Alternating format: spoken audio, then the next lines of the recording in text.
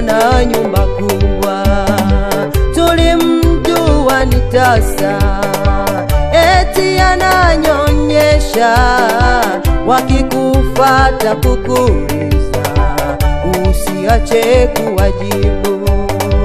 Sema fedha na dhahabu ni mali ya baba yangu, fedha na dhahabu ni mali ya baba